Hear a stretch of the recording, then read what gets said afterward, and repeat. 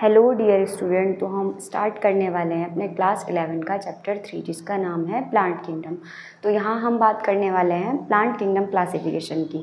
तो जैसे कि हम जानते हैं प्रीवियस टाइम पर डिफरेंट साइंटिस्ट लोगों ने डिफरेंट क्लासिफिकेशन दिए। तो प्लांट के रिस्पेक्ट में भी जब हम बात करेंगे क्लासिफिकेशन की, तो यहाँ पर कुछ साइंटिस्ट ने, जैसे कि हम बात कर ले कैरोलस लिनियस ने, जिन्होंने पहले आर्टिफिशियल क्लासिफिकेशन दिया। क्लासिफिकेशन में लीनियस ने क्या बताया, यानी कि उन्होंने सुपरफिशियल कैरेक्टर्स, मॉर्फोलॉजिकल या वेजिटेटिव कैरेक्टर्स को देखकर ही क्लासिफिकेशन दिया। उन्होंने कोई नेचुरल या इंटरनली या एनाटॉमिकली स्टडी नहीं करी। उन्होंने सिर्फ सुपरफिशियल और मॉर्फोलॉजिकल स्टडी के बेस पर, यानी कि प्लांट का हैबिटेट क्या है, ठीक है ना, उसके लीफ का नंबर क्या है, साइज़ क्या है, उसका कलर क्या है, उसके बेस पर क्लासिफिकेशन दिया, जिसको हम आर्टिफिशियल सिस्टम ऑफ क्लासिफिकेशन बोलते हैं। उसके बाद दूसरे साइंटिस्ट आए जिनका नाम है बेंथम एंड हुकर। उन्होंने नेचुरल क्लासिफिकेशन दिया, उन्होंने ना कि मॉर्फोलॉजिकल, जबकि कुछ उनके एनाटॉमिकल, एम्ब्रियोलॉजिकल और फाइटोकेमिस्ट्री को देखकर, यानी उनके कुछ ये कैरेक्टर जैसे कि एनाटॉमिकल कैरेक्टर्स को देखकर, एम्ब्रियोलॉजिकल कि उसका डेवलपमेंट कैसे हो रहा है, फाइटोकेमिस्ट्री यानी कि इंटरनली जो कंपोनेंट्स प्रेजेंट है कि उसकी केमिकल कंपोजिशन क्या है, उसके बेस पर प्लांट का क्लासिफिकेशन दिया। ठीक है, तो इन्होंने एक्सटर्नल नहीं, इंटरनली कैरेक्टर्स को भी स्टडी किया, जो कि कौन साइंटिस्ट थे, हमारे बेंथम एंड हुकर। इनके बाद आते हैं फाइलोजेनेटिक सिस्टम ऑफ क्लासिफिकेशन। ये क्लासिफिकेशन दिया था हचिंगसन ने। जहाँ भी फाइलोजेनेटिक क्लासिफिकेशन की बात आएगी, वहाँ कुछ ना कुछ इवोल्यूशनरी रिलेशनशिप रहे होंगे ऑर्गेनिज्म के बीच, यानी कि सिमिलैरिटी और डिसिमिलैरिटी, कि अगर किसी एक ऑर्गेनिज्म को, दो ऑर्गेनिज्म को अगर सेम टेक्सा में रखा जा रहा है, तो यानी कि उनके एंसेस्टर सेम रहे होंगे। कुछ ना कुछ कैरेक्टर्स होंगे जो सिमिलर हैं, कि उनका ओरिजिन किसी एक के एंसेस्टर से हो रहा है। इसी बेस पर इसको फाइलोजेनेटिक सिस्टम ऑफ क्लासिफिकेशन कहा गया, कि उन्होंने क्या किया, इवोल्यूशनरी बेस स्टडी करी कि एंसेस्टर सेम है या नहीं है, उनकी कितनी सिमिलैरिटी है या कितनी डिसिमिलैरिटी है, उसको देख करके उन्होंने क्या बताया, फाइलोजेनेटिक सिस्टम ऑफ क्लासिफिकेशन। इसके बाद न्यूमेरिकल टैक्सोनॉमी क्लासिफिकेशन, ठीक है, साइटोटैक्सोनॉमी और आपका केमोटैक्सोनॉमी, यानी कि डिफरेंट टाइप के क्लासिफिकेशन डिफरेंट टाइम पर दिए गए।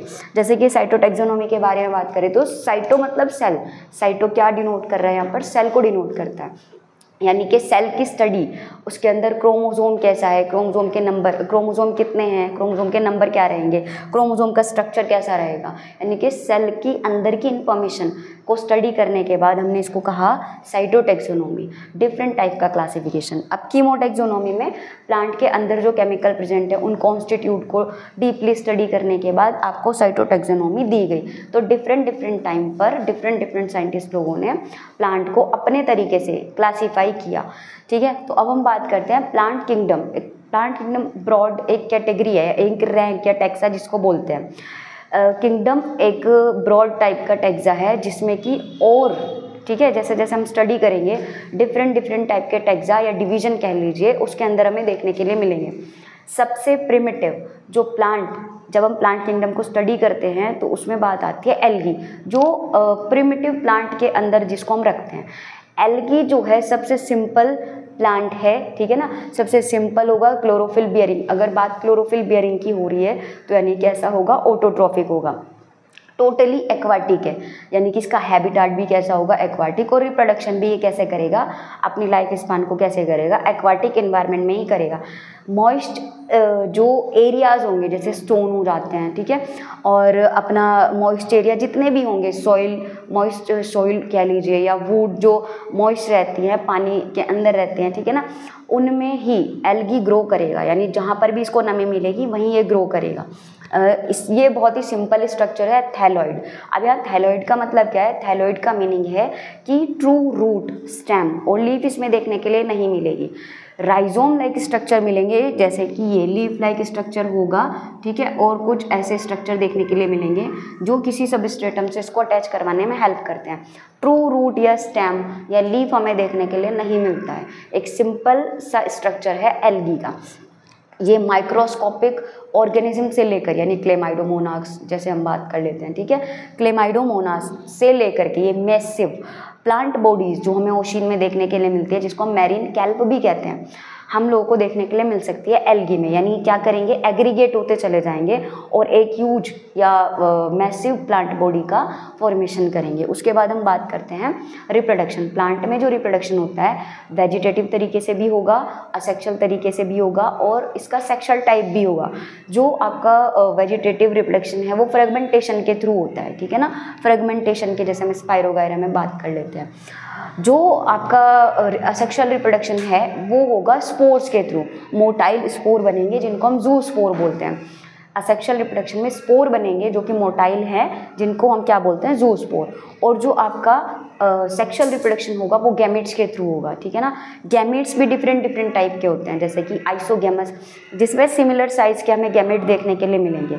उसके बाद आता है एनआइसोगैमस, यानी एक लार्ज होगा एक स्मॉल होगा। उसके बाद आता है ऊगैमस जिसमें कि मेल तो होगा स्मॉल लेकिन वो मोटाइल होगा, लेकिन फीमेल कैसी होगी, लार्ज होगी बट वो नॉन मोटाइल होगी। यानी रिप्रोडक्शन होना है तो मेल गैमेट को कहाँ जाना पड़ेगा, फीमेल गैमेट के पास, क्योंकि फीमेल गैमेट जो है वो मोटाइल नहीं है, ठीक है। उसके बाद हम बात कर लेते हैं इम्पोर्टेंस। एल्गी की इम्पोर्टेंस क्या होती है। एल्गी जो है half of the carbon dioxide, जो फिक्सेशन हमारी अर्थ पर होता है वो एल्गी ही कराती है। और जब ये half of the carbon dioxide को फिक्स करवा रही है तो यानी कि ऑक्सीजन का इवॉल्व भी इसके थ्रू बहुत ज़्यादा हो रहा है, ठीक है। दूसरा लैमिनेरिया सर्गेसम। लैमिनेरिया और सर्गेसम की जो स्पीशीज़ है वो एज ए फूड यूज़ की जाती है एल्गी की, ठीक है। उसके बाद आता है अगार जो हमें जेलिडियम से मिलता है, और ग्रेसिलेरिया जो कि हम आइसक्रीम और जेलीज में भी यूज़ करते हैं। इनको यानी अगार और ग्रेसिलेरिया, इन दो कंपोनेंट्स को हम बैक्टीरिया को कल्चर करने में भी यूज़ करते हैं जो कि एल्गी की स्पीशीज़ है। तीसरा क्लोरेला। क्लोरेला क्या है, क्लोरेला एक ऐसी प्रोटीन रिच स्पीशीज़ है, इसके अंदर प्रोटीन रिच कंपोनेंट रहेंगे जिसको हम स्पेस ट्रैवलर के लिए भी as a food source use करवा सकते हैं, ठीक है, करवाते हैं। एल्गी, अब बात करते हैं एल्गी को डिवाइड किया गया है 3 पार्ट में।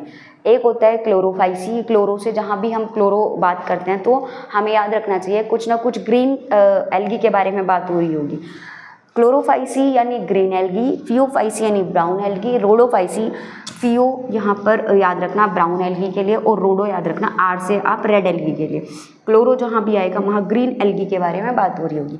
तो ग्रीन एल्गी में जो पिगमेंट होगा वो होगा chlorophyll A and B. Chlorophyll A and B क्या करता है, लाइट को अब्जॉर्ब करवा करके, यानी कि इसमें फोटोसिंथेसिस के लिए रिस्पॉन्सिबल है। इसमें जो सेल वॉल बनी होगी वो सेल्यूलोज, इनर और आउटर जो सेल वॉल की लेयर होंगी सेल्यूलोज और पेक्टोज की बनी होगी। इसमें जो फूड स्टोरेज के लिए है वो पायरेनोइड होगा जो स्टार्च और प्रोटीन को क्या करवाता है, स्टोर करवाने का काम करेगा। अब बात कर ले फियोफाइसी की। फियोफाइसी में जो कंपोनेंट है यानी कि जो पिगमेंट मॉलिक्यूल है वो होगा chlorophyll A and chlorophyll C. यहाँ पर जो आपके सेल वॉल बनाने के लिए रिस्पॉन्सिबल कंपोनेंट है, सेल्यूलोज तो तीनों में ही मिलेगा लेकिन यहाँ पर एक अलग से मिलेगा जिसका नाम है लैमिनिन, ठीक है ना। एक कंपोनेंट मिलेगा लैमिनिन, यहाँ पेक्टोज की जगह लैमिनिन मिलेगा। यहाँ पर जो फूड रिसोर्स है वो होगा मैनिटोल एंड लैमिनेरिया। क्या होगा, मैनिटोल एंड लैमिनेरिया। यहाँ बॉडी जो होगी फियोफाइसी जो एल्गी है उसकी body hold fast, stiff and यहाँ फ्रॉन्ड में डिवाइड होगी। होल्ड फास्ट क्या होता है, जो बेस होगा यानी जो अटैच कराने के लिए रिस्पॉन्सिबल है। स्टाइप जो होगा वो स्टेम पोर्शन लाइक स्ट्रक्चर है, स्टेम नहीं है, स्टेम पोर्शन लाइक स्ट्रक्चर है। फ्रॉन्ड जो अपर पोर्शन होगा ये क्या होगा, फियोफाइसी की एक स्पीशीज, ठीक है। क्लोरोफाइसी में जो हम एग्जाम्पल देखते हैं क्लेमाइडोमोनास वॉल्वक्स, ठीक है। और जो आप फियोफाइसी में फ्यूकस, लैमिनेरिया एग्जाम्पल की फॉर्म में देखते हैं। अब रोडोफाइसी में जो है, रोडोफाइसी में क्या रहेगा, आपके पिगमेंट जो हैं chlorophyll A and chlorophyll D. यहाँ जो रिस्पॉन्सिबल है सेल वॉल फॉर्मेशन के लिए पैक्टिन, सेल्यूलोज, जैसे मैंने आपको बताया सेल्यूलोज तीनों में ही कॉमन है। इसमें एडिशनल कुछ कंपोनेंट है जैसे पैक्टिन, पॉलीसल्फेट एस्टर, ये सेल वॉल के फॉर्मेशन के लिए रिस्पॉन्सिबल है। थर्ड यहाँ पर जो आपका कंपोनेंट है फूड रिसोर्स के फॉर्म में, फूड स्टोरेज के फॉर्म में, फ्लोरिडिन, स्टार्च, ठीक है। ये अमाइलोपेक्टिन या ग्लाइकोजन जैसा ही होता है, यानी फूड स्टोरेज जैसे प्लांट में स्टार्च होता है, अमाइलोपेक्टिन स्टार्च होता है, और ह्यूमंस में ग्लाइकोजन होता है। ऐसे यहाँ पे क्या होगा, फ्लोरिडीन होगा। तीसरा, इसमें रिप्रोडक्शन जो होगा वो किसके थ्रू होगा, असेक्सुअली एंड सेक्सुअली, ठीक है ना, यानी स्पोर के थ्रू भी हो रहा है और गैमेट के थ्रू भी हो रहा है। और गैमेट कौन से होंगे, oogamous, ठीक है, यानी मेल जो होगा स्मॉल होगा, मोटाइल होगा, और फीमेल कैसी होगी, फीमेल लार्ज होगी लेकिन मोटाइल नहीं होगी, नॉन मोटाइल। दूसरा यहाँ पर जो एग्जाम्पल होगा, पॉलीसाइपोनिया एंड पोरफायरा और जेलिडियम एग्जाम्पल की फॉर्म में रहेंगे ऑर्गेनिज्म। प्यूफाइसी में जो आपका रिप्रोडक्शन होगा वो असेक्सुअली होगा, और ये होगा बाईफ्लैजिलेट जूस्पोर के थ्रू, ठीक है ना, असेक्सुअली रिप्रोडक्शन बाईफ्लैजिलेट जूस्पोर के थ्रू। Thank you.